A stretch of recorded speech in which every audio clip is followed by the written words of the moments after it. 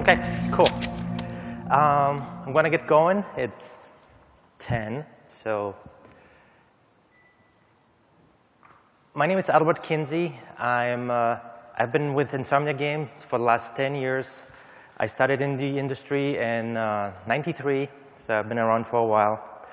I'm the lead character TD at Insomniac Games, and yeah, I just had my 10-year anniversary. So I'm going to today talk to you guys about player choice of gender and body type in Sunset Overdrive. All the things that we had to do to give the player full control over what they would look like in the game. Which methods that we use successful, like retargeting, animation layers, translation scaling, simple IKs inside the rigs and in the game, and what cinematic tools we made, and what automatic. This flash thing bothers me. Kind of rude. Automatic. Oh yeah, and our whole vanity system with the automatic game resizing. And also, I'm going to talk about what ideas didn't quite work. Not everyone is a winner, and sometimes you have to take a path one way before you actually end up on the correct path. And at the end, I'm going to finish up with some ideas that maybe allow you to put more diversity in the games you are making. So I'm going to start off with the launch trailer for Sunset Overdrive. Before this whole thing started, I just floated through life. I know this is going to sound crazy, but my life didn't start until the world came to an end.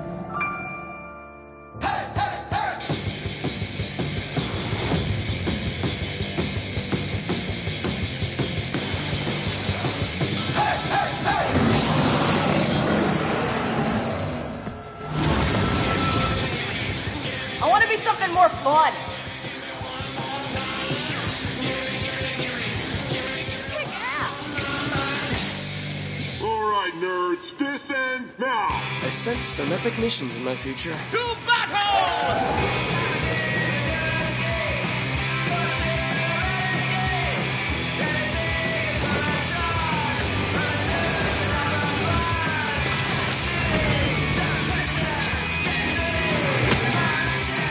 Together we'll take Bizco down. Or we won't, but we'll get some wicked respawn animations. Get ready to die, asshole.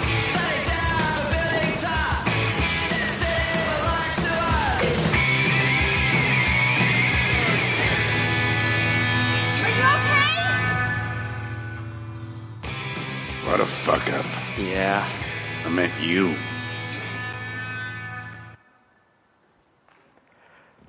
So the goals for Sunset Overdrive was all about player choice. We wanted to give the player choice of the gender, what race they were, what body type. We wanted them to be able to pick as many faces as we could make and get dressed in whatever outfit they wanted to be dressed in. And then send them off into the open world traversal where they could just have fun. And all that was, it was an action game, so the traversal would be fun. There would be a lot of gunplay. So to get the female and male gender in, we had a bunch of concerns. Because if you really look at it the way it is, you think that might be double the work. The character artists will need to create twice as many assets. The riggers will have to rig 2 bodies, 1 male, 1 female. The animators will need to animate 2 animation sets, 1 for the male, 1 for the female. And the story needs to be adjusted to fit a male and a female protagonist. Audio will need to record many different lines of dialogues, 1 for the female, 1 for the male. And gameplay will need to be adjusted. If you have a male and a female, you might have differently proportioned characters. So gameplay system will need to accommodate for that. Now, with the different body types, things can actually balloon on you real easy. So we're thinking, what were the options there? We're thinking maybe go with a slider type body setup, sort of like an RPG thing, where you could adjust your body just any way you want. But the concern there was that it's really hard to get something really good looking on the sliders. That you have a slider that goes from 1 to 100, and maybe 80% of that doesn't look good. So we're thinking that maybe let's do distinct body choices. It would increase our workload because we would have many body types, but at minimum we thought maybe 3 body types times 2 genders, 6 times the workload. That's a big challenge. And this wouldn't be our first time trying to do something like that. We did that before on Fuse. On Fuse, we had 2 genders for the heroes, and they had 2 body types. The male had one, and the female was on a different one. She was 10% smaller. So a lot of animation had to be made to distinguish the male from the female. And a lot of animation had to be done to just make the second body type work. Not only you had to do the male-female because we all move differently, but if you're 10% smaller, you have issues with things like cover and takedowns and vaults. All of those you can kind of see in this picture there. If we put the same animations on both the proportioned bodies, they wouldn't really fit. And we needed to put in extra gameplay code to accommodate the smaller body, make her adjust better, get into cover better, and we had traversal where you were climbing up walls, so we had to adjust that for the ledges to work. So a lot of code went just for that. And overall, we had to make 15% of the animations had to be unique for the female/smaller body to make it work in the game. And that's a lot of work. One of the worst case scenarios was ladders. I kind of like that one. Ladders, you have 4 contact points, and if you imagine this scaled down by 10%, you have to adjust all the animations just to fit on the ladder. And really, the locomotion on the ladder for a male and a female should be the same. So making custom animations for that is kind of a waste of time. You should be able to get around that somehow. And to a certain degree, there's really no procedural solution to that. You can put markers on the steps and IK to those. But at the end, you're actually transferring one type of work, which is the animator doing things in the animations, to another type of work, which is the designers marking up scenery. So the lessons from Fuse were, don't do 2 different body types. There's a lot of work associated with that. Don't do it. Now, Sunset Overdrive is quite different. It's an open-world traversal shooter. We didn't have any cover mechanics to worry about. We didn't really have to make animations. If we had 2 different body types to, satisfy that, maybe. And there were definitely no ladders. You could, if you wanted to go up a hill, up a wall, you would just climb up the wall. So, and the other thing that we had going for us, there was no competitive multiplayer. So, if one character was smaller or bigger, nobody would get an advantage playing that because they would be harder to hit. This is Odd Job from GoldenEye.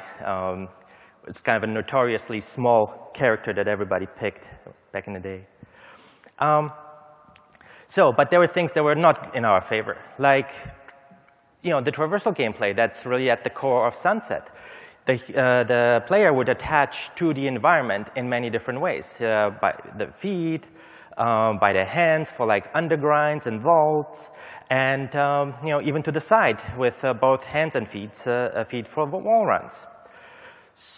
Plus, we had plans for this very vast player customization with hundreds of pieces of clothing, and that could be clothing, hair, beards, backpacks, whatever, that could be combined into 1,000 combinations. So getting that on a bunch of different body type would have been a challenge.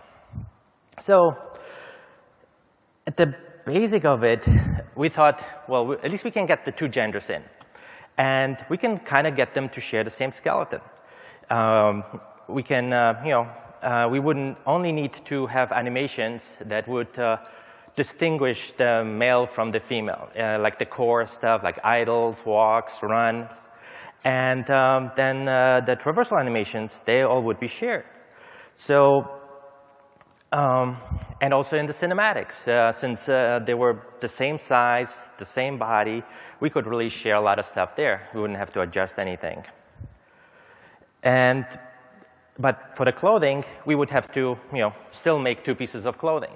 We would have to make either one and then figure out a way to automatically retarget it, refit it to the other character, or it's two pieces, so maybe if we have enough artist time, we could actually generate this by hand. But we actually wanted to have diverse body types. So at least we wanted to have like a small, medium, and large for each gender. We still thought they could share the same skeleton. We can maybe put the art, kind of push it a little bit, and we can probably make it work for everybody, but the large male, because we kind of wanted him to have wider shoulders.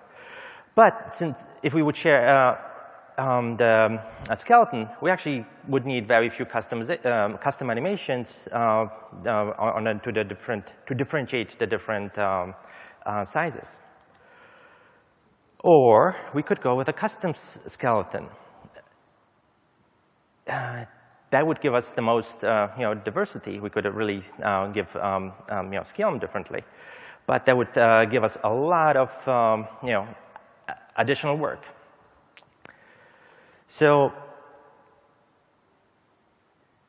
and we would still have the challenge of generating the vanity pieces, the clothing for the different body types. We would go from just making one for the both genders to now taking that and multiplying it by different body types.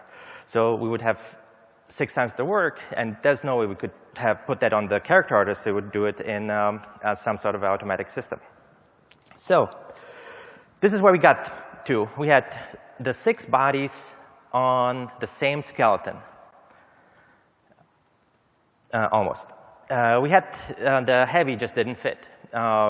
There's some sort of a, the art direction was for the heavy male to have wider shoulders. And, there's some leeway in the positions of the joints. So that's why we kind of were thinking we can, get the other body types like the, skinny male and average male, and then the 3 females. We could get them on the same skeleton, even though we would move some the geometry around the joints. But the heavy just didn't match. So the solution would be to really retarget in the engine, take one set of animations and apply them onto another character. But the issues with putting something on a different skeleton, you kind of have to worry about the endpoints. So in the white male's case, he has wider shoulders. And the wider shoulders would take his hands and move them apart as well. So gun grips wouldn't work. The interactions with the world wouldn't work. And we could kind of have in-game IK to solve it if we put out the goals for it, but unfortunately, part of making video games, you find yourself that you have to hit a visual target before the engine stuff that supports it is going to be ready to go in. So we really didn't have a solution to that. The IK stuff was still a few months away. So we came up with actually in-rig retargeting, where we ran a set of IK chains down the arms of the wider male, and they would go to the wrists of the average male, and the pivots the pull vectors would be the elbows on the other guy, and we would, sometimes they wouldn't quite solve correctly, so we added another twist attribute to that. But overall, that kind of actually worked out, and it allowed us to realize the art direction of the game, and it met our technical goals by still, as you can see, the hands are still in the same place, so we wouldn't need any extra animations for any of the hand placement stuff, and it's still the same skeleton. So whatever advantages for the same skeleton we have would apply to the wild male as well. And this is what it looks like running. You can see that the green arms run the red arms, and the gun grip really works well. There's some clipping on the heavy. I'll talk about that later. So one thing, I'm a rigger, so I try to be frugal with joints. And if you just look at the body itself, the body has, at the very basic, without any helper joints or anything like that, there's 20 joints in it. And then if you look at the hand, that thing has 20 joints in it too. So you have, and you have 2 of those. So you have 40 joints for just the hands, and then 20 for the body, which is so much larger than the hands. So what we tried to do, if you saw it before, is we didn't put in another set of hands in there, which led to issues with that. In Ragdoll, the hands would, the skinny arms would solve and fall somewhere, and then the heavy arms didn't go with it because they didn't they weren't attached to that. We actually solved that with running an in-game IK set to the on the wide arms to the average hands, and that got us past this point when we encountered this point where we have undergrinds, and the undergrinds, the gameplay IKs the hand to the bar, and it needs to IK the average hand. And it only runs the IK once in the game, so once it's done running the IK for the average arm, there's no more IK that it can run for the heavy arm. So in the end, we actually ended up just duplicating the hands, making the wide arms their own arms, and connecting the fingers directly from one hand to the other, so we didn't have to reanimate that. And that can be actually a possible solution for smaller female hands if you have that in your rigs. So once we looked at all these 6 body types, we found that some of them really didn't quite work. People couldn't tell the difference between the skinny male and the average male, and same thing with the average female and the heavy female. We tried to make the, exaggerate the heavy female in the same way as we did with the heavy male, but that just really didn't look right. It didn't match the art style of the game. And so we progressed. So this was what we had at that point. We had all these characters on the same skeleton, the average and heavy male, and the skinny and average female. All the unnecessary work issues were avoided because, the lessons learned from views stay on the same skeleton. But, all right, appropriate. But it didn't, look quite right. As you can see, they're all on the same skeleton, but the heavy male looks actually puny. Just really didn't fit the art style that we were aiming at. So, and also in game, just didn't look right. So we thought, well, maybe if we can scale up one or the other. So we tried to scale the male and the female up and down by 10%. We did it in engine as well, by 5% first, then by 10. So that started looking pretty good. So we arrived at, finally the skinny female scaled down by 5%, the heavy male up by 10. And that gave us, all our 4 heroes, the 4 body types. The average male and the average female share the same skeleton, and the heavy male and skinny female are differently sized, and it kind of gives you a nice range. And while we added, we decided to fix up the female hands and feet and shrink them down by 10%. But that kind of got us back to square one because all the lessons learned from Fuse, we didn't have instead of now having an extra body type, now we had a third one. Well, thank goodness we had some ideas. We're thinking, we'll use retargeting. Well, we'll do just one set of animations, and actually, let me see if I can adjust this. No. All right. When we can do one set of animations and retarget it to the different body sizes, and scale then the heroes up and down. So we are hoping to scale them programmatically in engine. That would be a lot less work on everybody. We'll still keep the bodies the way they were in that 6-body slide. But the programmers will need to scale these things in engine. The riggers would still only work on one skeleton. But unfortunately, a lot of the gameplay systems just didn't work with the differently in-engine scales. They didn't support the scale. Things like collision and navigation, cloth sim, ragdoll physics, they all expect the character to be at one scale. If you actually scale it down, unexpected results. So we then went with, with actually changing the scale in the rig. We would re-rig the bodies at the correct scale and then use retargeting in engine to push animations through those. It would work then with all the gameplay systems that I already have in place because every single thing would be at one scale. Even though the animations were retargeted to a bigger character, the character itself in engine was one scale, and therefore the system worked. So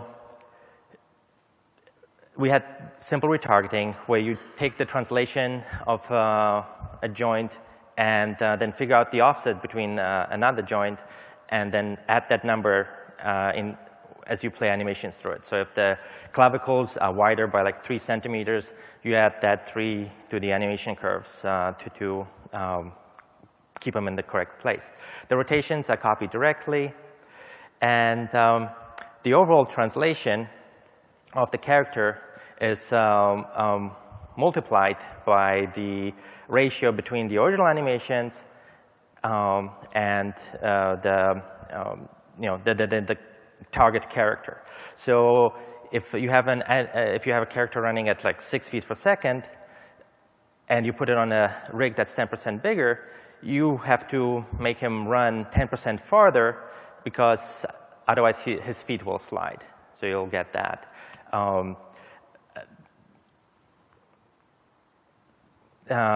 One issue with that, what you can do is you need to have the characters move at the same pace in the engine, in the game. So you can scale the animations down by the speed of them. So you'll have the heavy guy run at a slower pace to not cover as much ground, and then the skinny one at a faster.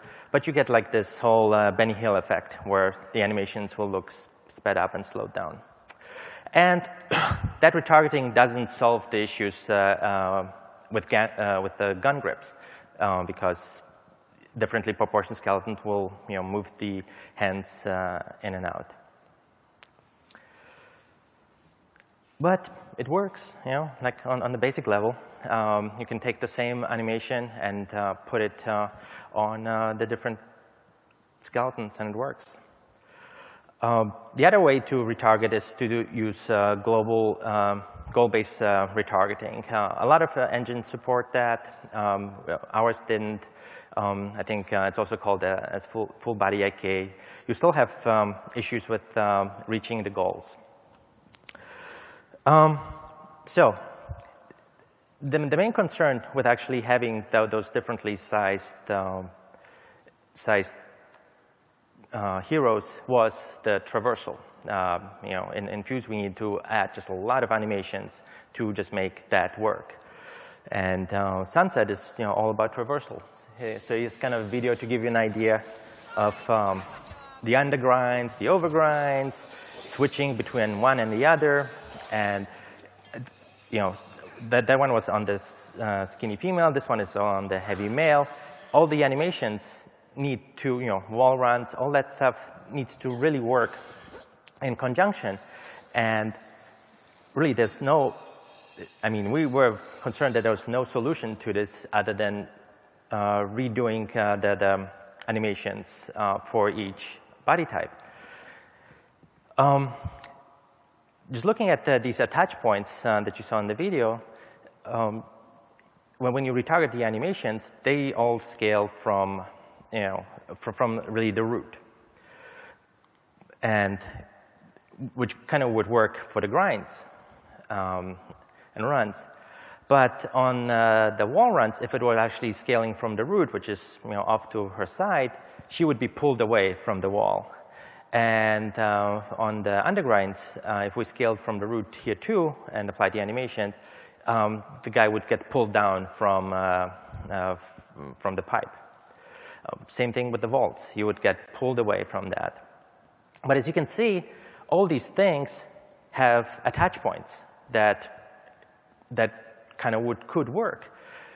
So we're thinking maybe we can have a movable root. Instead of just having it at the feet, move it to where the attach point is. And this is sort of what it looks like. We have, it's called the motion joint. That's where all our animations kind of originate from, and we can use that to tie animations together. So we prototyped that. We actually went into Maya and set up a bunch of animations that you would usually string together, like the wall runs, a vault and undergrind kind of stuff, and use the pivot, use the motion joint to actually put that pivot where the grip was, where the character attached, and it kind of worked. But that would require, a lot of custom work for each animation, and it wouldn't really work with the rest of the move system that kind of, thinks that the root is still between legs on the ground.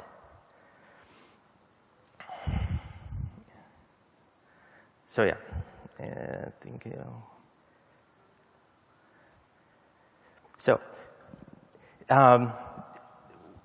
so that wasn't really the thing that we really could achieve, but it gave us an idea what to do. So let's see, hold on. Yeah, sorry. So for it to actually work in the game, it had to be set up differently in code. So we have, if you have like a character run and jump to a vault, and you still use the animation scaling, then the character will overshoot by 10%, or the female will just be short of it. But if you remove the scale, it kind of still doesn't solve it, because the character is still smaller and bigger. So even though you kind of got to that right point, you still have the hand go past it or in front of it. So if this is the original animation, and then this is on the heavy, you can kind of see him overshoot. And if we take out the scale, he still gets there, but not quite. I mean, he gets there, but his hands are longer. So what we had to do is take the actual animation, mark up in the animation editor where the hand will actually attach, and then scale that back to its origin. So the code would know, hey, I'm going to go about into a vault. If I'm running on the heavy, I will overshoot. Where do I need to go? Oh, I need to go here. Let me scale this based on the actual goal on the hand to make it fit, where we're going to connect. And this is what our animation editor looks like. You can see in the magenta down there, that's where the marker for gameplay is for the hands to attach. So yeah, the animators marked up the attach points, and the engine scaled the clips back to the beginning. And this is sort of what it kind of looks like in the engine. The vault here is on the skinny. She hit the correct hand pose. Here it is on the heavy. It's still the exact same animation. It's retargeted, and then the translation is scaled. And this pretty much solved our entire traversal system, where we were able to take one set of traversal animations on one character and then get them on differently scaled rigs. Well, this didn't give us this didn't solve all the issues between the average the male and female. So the average male, which is our base animation set, had almost 3,000 clips in it. On top of that, we layered 260 clips for the female.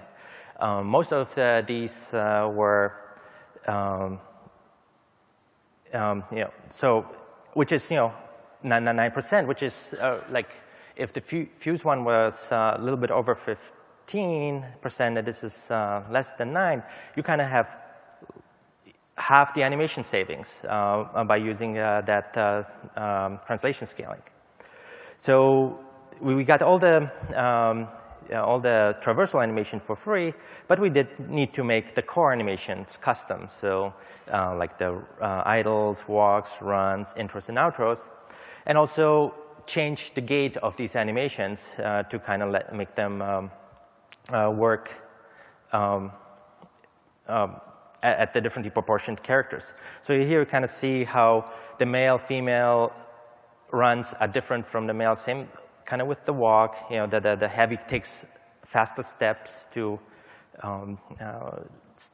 go in the same time. That was extra work that had to be hand animated, but we had some stuff you could just copy and paste in Maya, like the idle. You can kind of see it's the same idle animation, but different stance on it, and that didn't take that much time. And the funny thing, so the retargeting worked really well from the average male to the average female, and really the only animation that we needed to put custom for the skinny female was just one animation clip, and this is what it is. It's one of the respawns. And the reason there was because she started underground, and it wasn't really part of the moveset. So if we just retargeted the animation for her, it would have started her too high up, and she would poke out, so we had to pull her down. Same thing for the heavy male. For the heavy male, we had to do 220 custom animation clips, pretty much all of them just dealing with the sense of weight and his extra size. And he's bulky, so he takes up a lot of room. And in this respawn, we actually had to take the animation that was for the average male and give the heavy male his custom one, where it kind of was tighter in that space.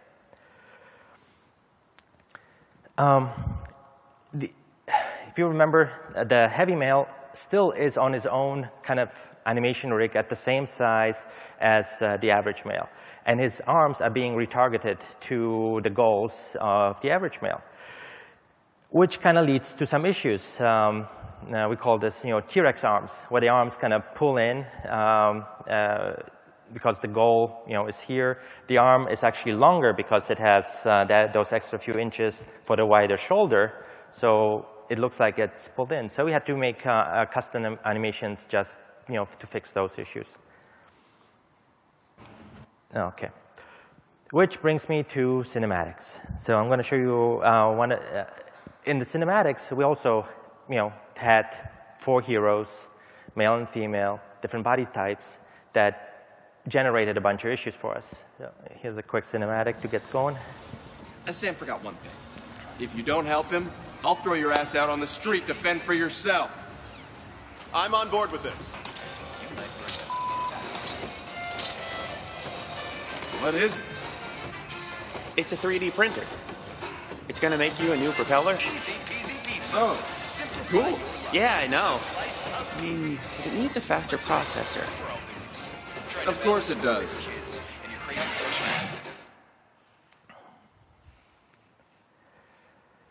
So we already were doing the mocap for the male and female performances. We knew that they have different voices, so we'll actually, and the bodies move different. So we're going to have those. We're going to mocap those two separately.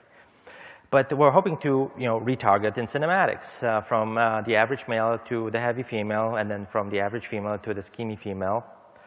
But that really didn't quite work. They just behave differently. So we had to create custom animations for the bodies. We used namespaces to. This is a little frame from inside Maya with all the characters loaded at the same time, so you can see the heavy male and the average male, and the 2 females are in there as well, but they are obscured by the heavy. So in-game retargeting didn't quite work, but retargeting in Maya would. So we would copy animations between one and the other. So we made tools for that. Most of the animations kind of started on the average male or on the average female, and then we made a tool that would just bring in the other body, bake out the animation, and move it onto the new skeleton, and that would give the animators a good starting point. This would be pretty much equivalent to what the engine would have done in retargeting. And then we have more tools for scene management. I think it's very hard sometimes to find things in the layer editor. So our UI tools allowed the people to load and unload and hide all the different characters quite easily. And oh, sorry. And since we had all these heroes in a single cinematic exporting became a very tedious thing. So we end up writing a cinematic management tool that allow you to export just one character from one scene, or one character and the camera from all the scenes, and that then could be used in the cinematic editor to reassemble the scene. The namespaces that I mentioned before, those we could use to really tag anything in the game. We could tag the heroes, which we did, and then you could actually use them to tag NPCs. So if the hero the heavy male interacted with the NPC one way, but the female in a different way, we could have the 2 different NPCs in the cinematic at the same time, and they would get their own animation tracks. Then the engine would pick correctly depending on who you were. And this got us to we also had a performance editor that would play deal with designer cinematics where you would give in mission quests or things like that. So that also worked with retargeting. We were able to take the average male and then put his facial performance on him, get that all timed out, and pump it through the like average heavy male if needed. We could also do the heavy male separately. And here's the cinematic again, just Sam on this forgot skinny one female. thing. If you don't help him, I'll throw your ass out on the street to fend for yourself. I'm on board with this. What is it? It's a 3D printer. It's gonna make you a new propeller. Oh, cool. Yeah, I know. But it needs a faster processor. Of course it does. So her performance was completely different than the males.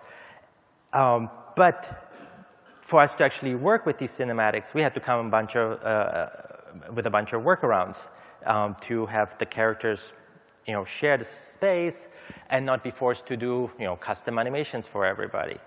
So we would usually start out with like an establishing shot, giving the player the sense of what the hero's size is.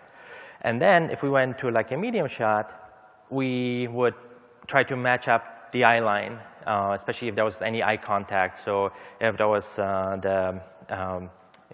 if the NPC was looking at the character, we would bring the character up or down to kind of match the eye line, or the other way around.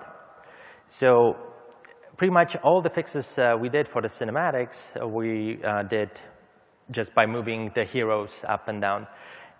And it's quite not noticeable. You just kind of started with knowing that one was way larger than the other, and then the other one smaller. But in the next shot, they're kind of the same height, but your brain kind of already established that they weren't. So, and we were trying to really not animate the camera too much, just because the camera would could do strange things, reveal things that we didn't want from one character to the next. So at the end, every single shot, we kind of specifically looked to see what we can do there. And the big problematic issue was the over-the-shoulder shot. So if you're looking over the shoulder, this one looks kind of fine, but the second you plop in the heavy male, he pretty much obscures the NPC. So we couldn't really go too tight on the over-the-shoulder shot. Usually this shot would be much tighter than this. And the worst offender is touching. When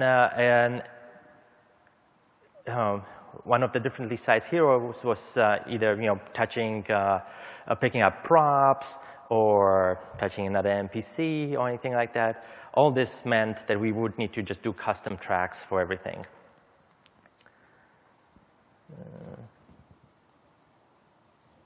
But oftentimes this can't be avoided. So this is a cinematic here that's pretty much all custom.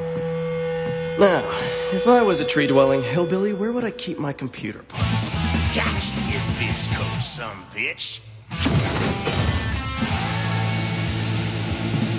I'm not from Fizco. What do I look like, an asshole? Well, maybe not a Fizco asshole, but I'm gonna shoot you anyway just to be sure. Wait, listen, I'm not Fizco. I'm just here to steal computer parts from you. How'd you think you were gonna do that when I got this here gun?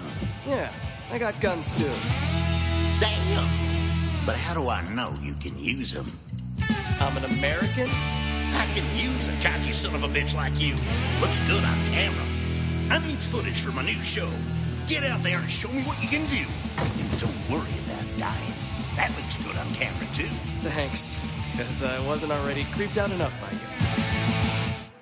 And here it is on the heavy male. Now, if I was a tree-dwelling hillbilly, where would I keep my computer parts? So up to here it's kind of the same, but over here we're starting already moving the camera and the NPC Well, maybe not a to accommodate Fizco asshole, the heavy size. but I'm gonna shoot you anyway just to be sure. Wait, Listen, I'm not Visco. I'm just here to steal computer parts from you. How'd you think you were gonna do that when I got this here gun? Yeah, I got guns too. And here we actually moved the camera out because the Heavy took up so much room. He was actually clipping into the TV. Looks good. So I'll go through some of the shots. So yeah, same frame in the sequence. NPC, grabbing the shoulder. So he has his own custom track. And since he's holding a gun, which is a prop, the prop has a custom track. Here again, the touching too much. And here we need to pull out the camera because the Heavy was taking up too much room and clipping into the TV. And so he had to come up as well.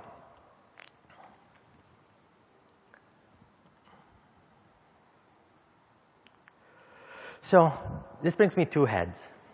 When we started out, we wanted to do at least 50 heads. That's really where the diversity comes from. You can have different body types, but if you're looking for ethnicity, it's going to be in the faces. So we definitely wanted to give do a lot of stuff there, but our character artists were very busy with doing the vanity stuff. So we came up with this morph-based system that would allow you to take a bunch of pieces of different eyes, mouth, and readjust them with sliders moving up and down, and to generate new heads. And we thought, we'll prototype in Maya. It's going to be a one-time thing in the engine. It's not going to be like a morph system running in the engine per frame, but just at creation, we'll get the head that we want based on either a config that we wrote out from Maya, or a tool inside the engine that would allow you to use the sliders. And for each shape, we also had the corresponding joints in the correct position. So let's say somebody took an eye up shape and moved it up 50%, the joints that were rotating the eyes would also go up. So those rotations would always happen from the correct pivot. And we would it would still end up on a joint-based rig in engine. But the results were disappointing. It goes back to the thing I said about the body, that the slider stuff just is very narrow. The window on the 100% slider is very narrow to actually get something good. So we ended up going to actually hand-sculpted heads again. Luckily, during that time, the character artists freed up, so we were able to do that. And we took the sculpts that they did, and we piped them back into this. We scrapped the whole engine side of it, and we ended up with just a head generation tool for NPCs that we can then use to just fill up the rosters of NPCs without actually having any character time. Now, the heads for real. We ended up making like 60+ unique heads for the game. Each one, with its own rig and own skin shader. But for this to really work, we needed to make sure that the artists hit certain marks. And since we wanted to do a lot of it, we wanted to actually make sure that it was easy to hit.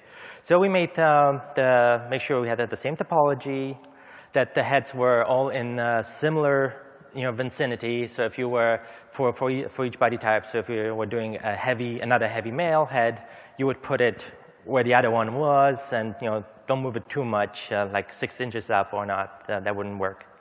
And we wanted to also have the eyes in the same height, just because we wanted to maintain eye contact in cinematics and NPC scenes for each body type correctly. So But outside of that, we really wanted to give the sculptors a lot of leeway. So the only really hard and fast rule was that the inside of the mouth needed to be a straight line, and the isoforms, the birds that made up that, needed to be evenly spaced out. That way, we could actually transfer mouth shapes from one mouth to the next without them, instead of like if you had like an O shape, if the birds would have moved in a different place, you would end up with like a bell curve or something like that. And we didn't really care too much about the eyelid shapes. As you kind of see over here, they're quite different. Just because we knew we were going to use in-rig retargeting, and the eyelids will use animations. The eyelids will be animated by a joint, and the joint would go, 30% down, and we could adjust the weight.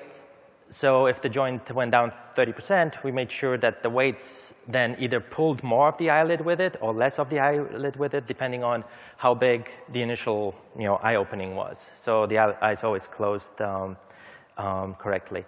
And at the end, we really just tested everything out in the game to make sure that these heads worked. On the rigging side, we have a fact shape rig that's driven by SDK poses with muscle joints, around 75 joints in there with 135 poses. The really cool thing about that is it's really made for retargeting to all these heads, because you could take the parent groups of each of those joints that the SDK pipes into, and you can move those freely around to match your new head without actually updating the set-driven keys that make up the shapes. So within reason, you can go from make something 50% larger, but this allowed us to actually rig up the heads real quick. So a head could have been re-rigged up in just a few minutes when a new one came in. At the end, we'll end up with like 5 rigs. We had one for the male, female, and the child, with each one with unique shapes. The male then was kind of transferred over to the large male, and then the female into the smaller female. At that point, I kind of adjusted the curves by 10 and 5%, and it really worked out very well. So here's one of those things happening, retargeted. Asshole? Well, maybe not a physco asshole, but I'm gonna shoot you anyway just to be sure. Wait, listen, I'm not... So on your left is the original animation, and on the right, it's being retargeted to the new rig in the game. And the characters couldn't be any more different, really. As you can see, the mouth is in a different position. It's farther forward. It still has kind of the same line going through it, but the overall shape, it has a different arch to it. The eyes are in different positions, and it kind of worked out. Let's see, how are we doing on time? Part of this talk, I wanted to talk to you guys about vanity, but it's such a big topic. It deserves its own hour. So hopefully we can come back next year and talk about that. I'm going to show a little bit of a video and just tell you that, in the end, we had, 475 unique pieces were made that then were propagated over 4 bodies. The beards were its own little thing, because the beards, you couldn't have a beard per body. You actually had a beard per face. So with that, we ended up having like 2,000 unique pieces that had 4 materials each. So that would give us like 8,000 little, differently looking items. And some we ended up actually having to do twice to adjust for, like, because we had layers. We had the skin layer, a shirt layer, and an outer layer. And if you wear a hoodie without an outer layer, you would have the hoodie down. But if you were wearing it with an outer layer and the hoodie would clip, you would have it up.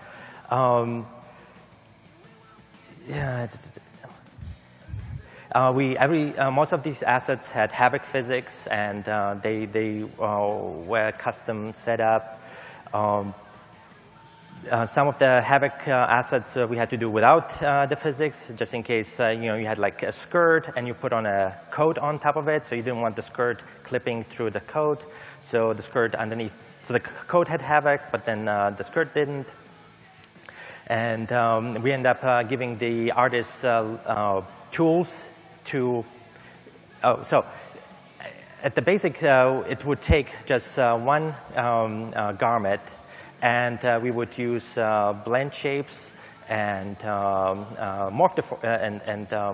wrap deformers to generate the other three. And then these could then go back to the artist because they were becoming their own pieces of geometry.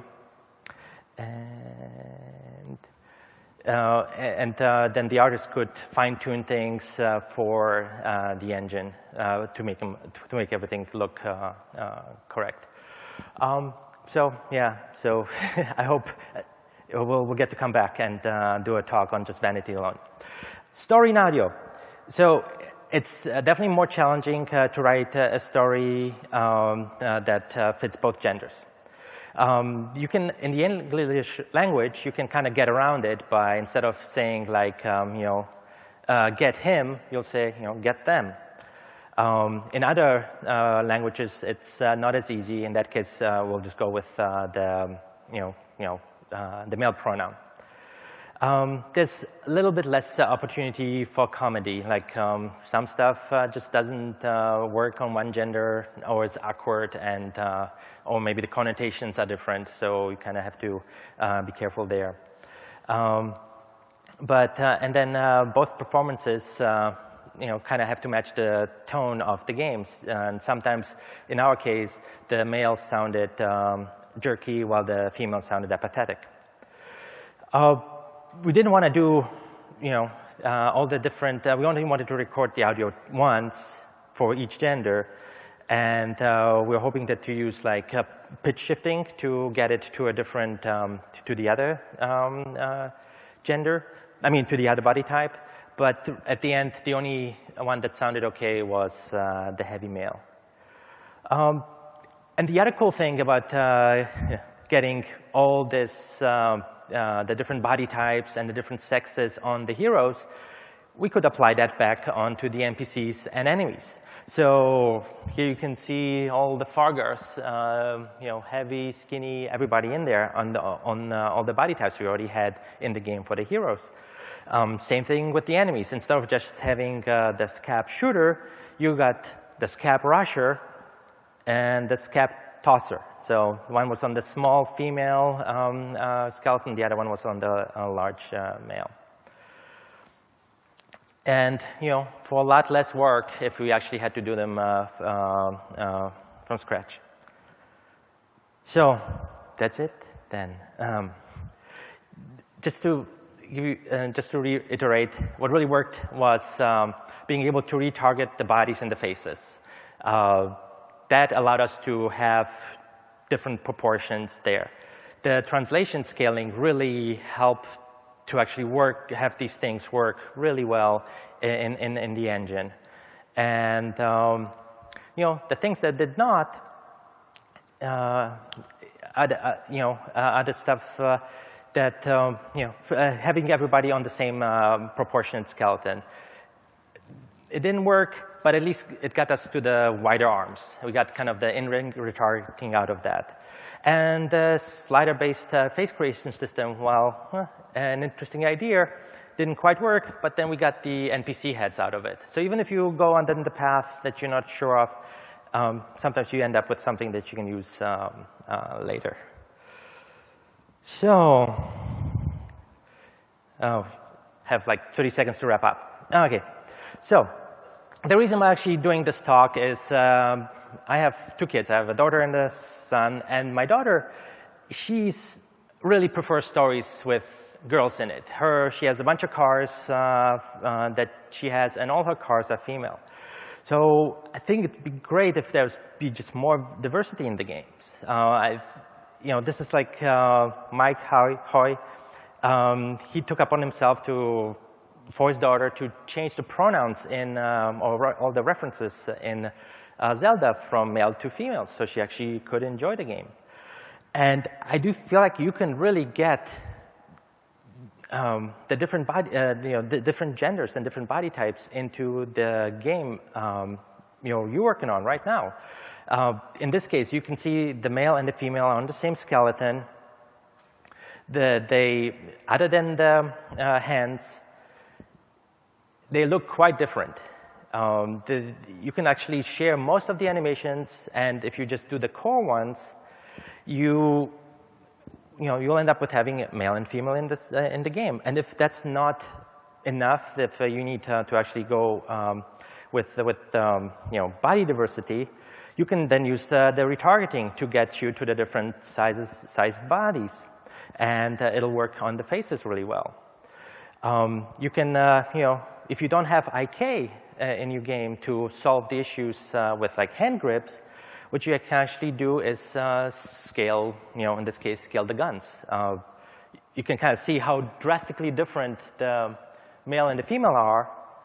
The guns are scaled just as drastically, but they don't look like they're scaled. They look like they're the same size. If you have one dialogue already in the game, you can, ADR to the other one and hopefully not have to redo a lot of animations. Or don't have dialogue in at all. One of the most successful, ways to tell a story was done in Half-Life 1 and 2. The protagonist, oh, geez, I'm done. Sorry. You can talk to me afterwards.